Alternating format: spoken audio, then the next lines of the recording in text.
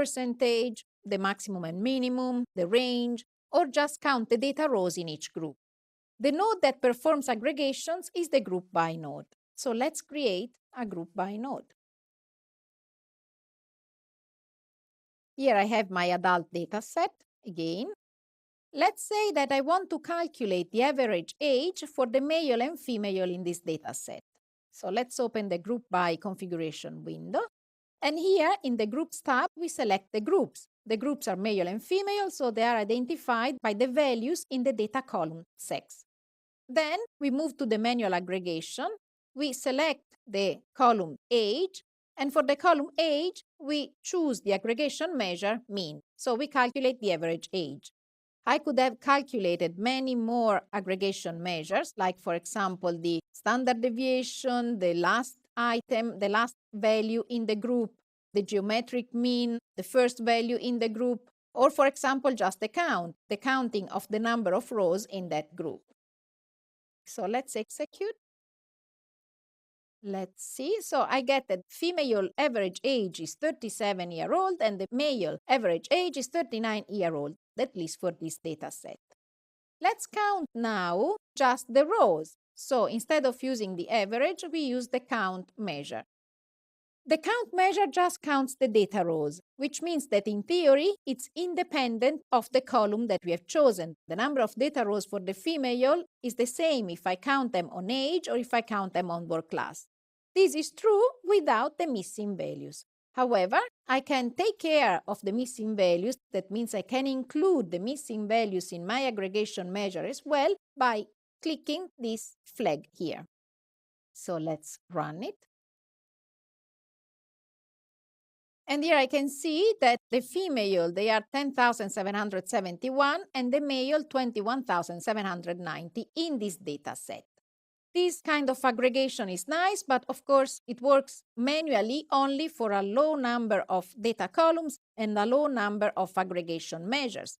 If I have many data columns and I have many aggregation measures, then I need to use one of these two tabs, the pattern-based aggregation and the type-based aggregation. The pattern-based aggregation allows me to use the wildcard search for the name of the columns or the regex search for the name of the columns. For example, I want to search all the data columns with name starting with EDU using the star wildcard.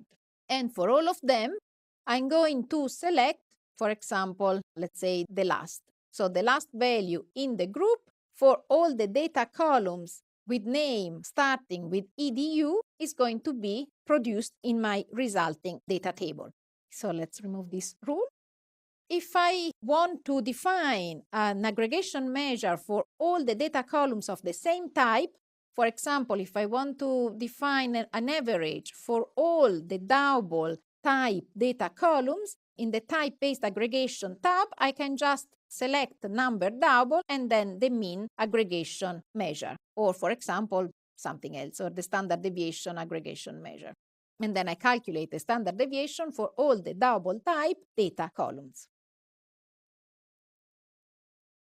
Now here, we have calculated the number of data rows for each group in the sex data columns. Let's suppose that I want to calculate the number of data rows for all the female earning more than 50K, or the male earning more than 50K, or the other two classes, female and male, earning less than 50K. So this second dimension of the group is in income. So here I group by sex and income, and I calculate the number of data rows in each group. So let's see what comes out of that.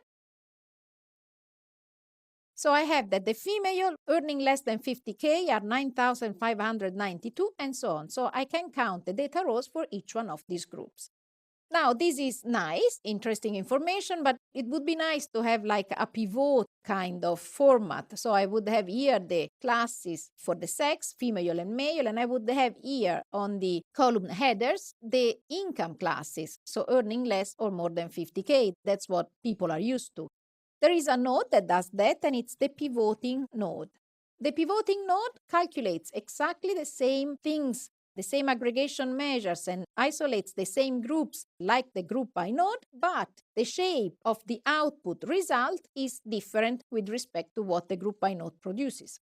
So here I have group, pivots, and manual aggregation. So let's find my men and women here. On pivots, let's find my people earning more or less than 50K.